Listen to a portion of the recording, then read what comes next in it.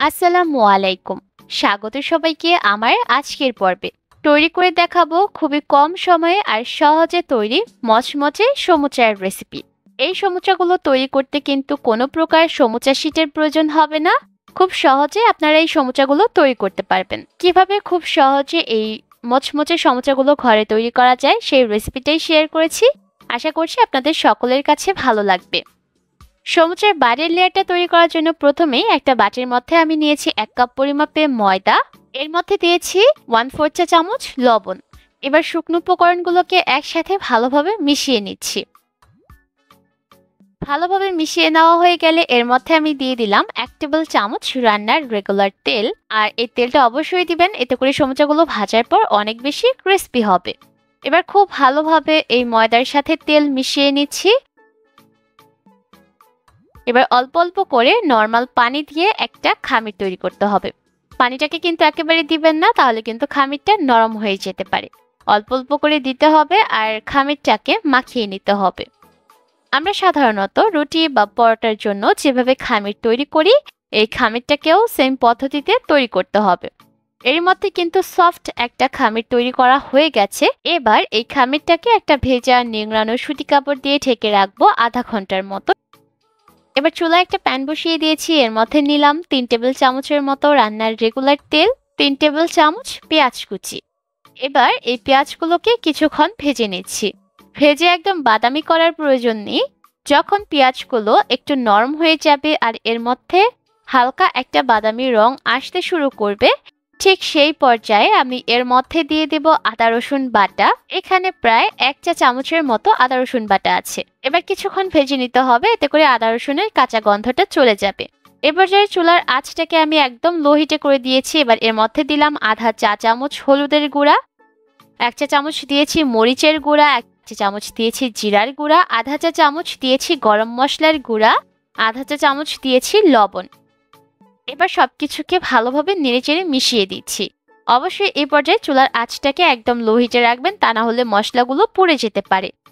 মশলাগুলো মিশিয়ে নেওয়া হয়ে গেলে আমি এর মধ্যে দিয়ে দিলাম 1/3 কাপ পরিমাপে মটরশুঁটি। এবার ভালোভাবে মশলার সাথে মিশিয়ে নিচ্ছি।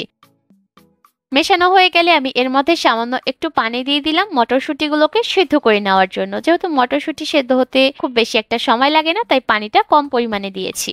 এবার অপেক্ষা করব যতক্ষণ না পর্যন্ত মটরশুঁটিগুলো সেদ্ধ হয়ে আসে। এর মধ্যে কিন্তু মটরশুঁটিগুলো সিদ্ধ করা হয়ে গেছে। এবার ভালোভাবে নেড়েচেড়ে মিক্স করে দিয়ে এর মধ্যে আমি দিয়ে দিলাম সিদ্ধ করে রাখা আলু। আমি 2টা মিডিয়াম সাইজের আলুকে আগেই সিদ্ধ করে একটু আধা ভাঙা করে রেখেছিলাম, সেই আলুগুলোকে দিয়ে দিলাম। এবার ভালোভাবে মটরশুঁটির সাথে মিশিয়ে নিচ্ছি। এই পর্যায়ে চুলার আঁচটাকে আমি মিডিয়াম হাই হিটে রেখেছি। মিডিয়াম হাই হিটে রেখে আরো 3-4 মিনিটের মতো ভুনে নিলেই কিন্তু এই পুরটা একদম রেডি হয়ে যাবে।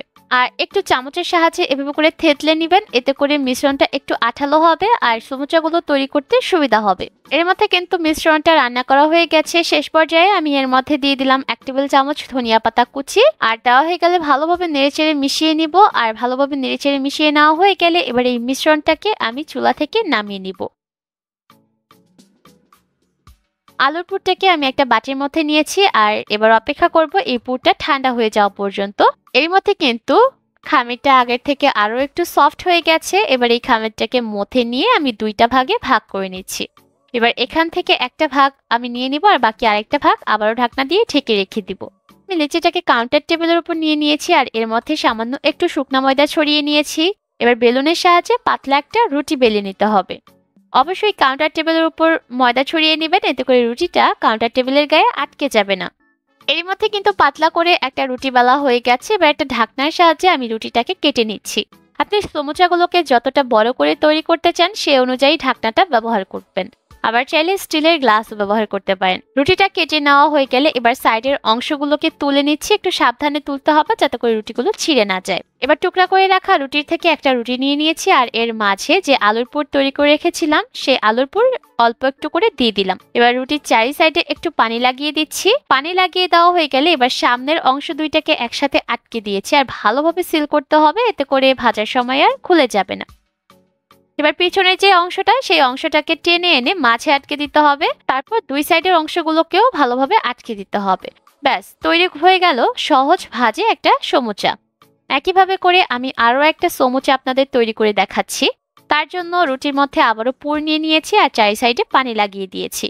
এবার প্রথমেই সামনের অংশ দুইটাকে আটকে নিচ্ছি, আর আমি কাজটা কিভাবে করছি আপনারা স্ক্রিনে দেখে নিশ্চয়ই বুঝতে পারছেন। এবার পিছনের অংশটাকে সামনের দিকে আটকে দিয়েছি, তারপর একইভাবে করে সাইডের অংশগুলোকেও সিল করে নিয়েছি। আর অবশ্যই একটু ভালোভাবে সিল করে নেবেন, তা না হলে দেখা যাবে ভাজার সময় সমুচাগুলো খুলে যেতে পারে। চুলায় পর্যাপ্ত পরিমাণ তেল আমি মিডিয়াম লো হিটে গরম করে নিয়েছি। এবার একে একে সমুচাগুলো তেলে ছেড়ে দিলাম।